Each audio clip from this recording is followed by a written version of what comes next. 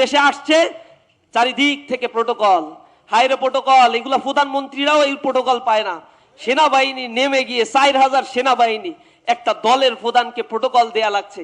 নিজ দেশের ভিতরে সে জনগণের সাথে সাক্ষাৎ করতে পারছে না, এত প্রোটোকল তাকে দিয়ে রাখতে হয়।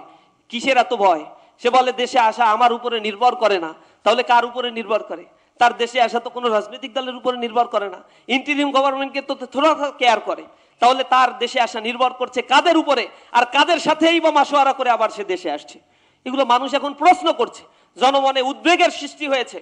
এরকম রাজনীতিকবিদদের দিয়ে, এইরকম রাজনৈতিক দল দিয়ে কিভাবে নিরাপত্তা নিশ্চিত করা সম্ভব এই দেশের? আমরা উদ্বিগ্ন।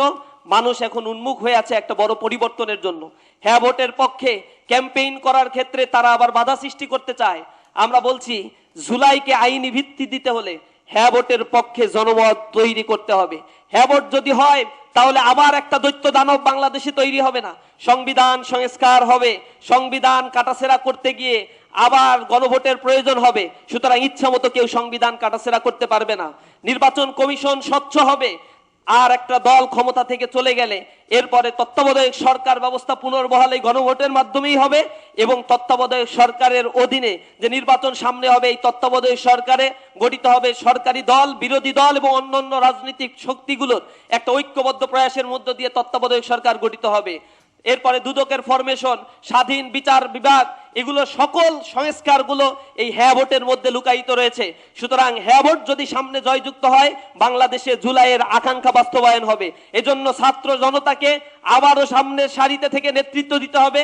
জুলাইয়ের আকাঙ্ক্ষা আমাদের অন্তরে ধারণ করতে হবে। বাংলাদেশ এক পরিবর্তনের জন্য অপেক্ষা করছে, সেই পরিবর্তনের জন্য আমাদের নেতৃত্ব দিতে হবে।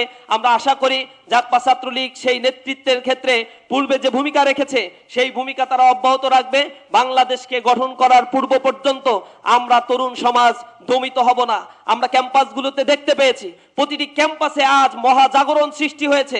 মানুষেরা আজ পরিবর্তনের হাওয়া প্রতিটি ক্যাম্পাসে লেগেছে। তাদের দলের কিছু দলের নেতাকর্মীরা বলে এই ছাত্র সংসদ নির্বাচন নাকি কোনো ধরনের প্রভাব ফেলবে না জাতীয় নির্বাচনে। তো এই সন্তুষ্টি নিয়ে তারা ঘুমাক, আমরা এগুলা নিয়ে বেশি একটা মন্তব্য করব না। তারা যদি এতেই খুশি হয় তো আলহামদুলিল্লাহ, খুশি থাক।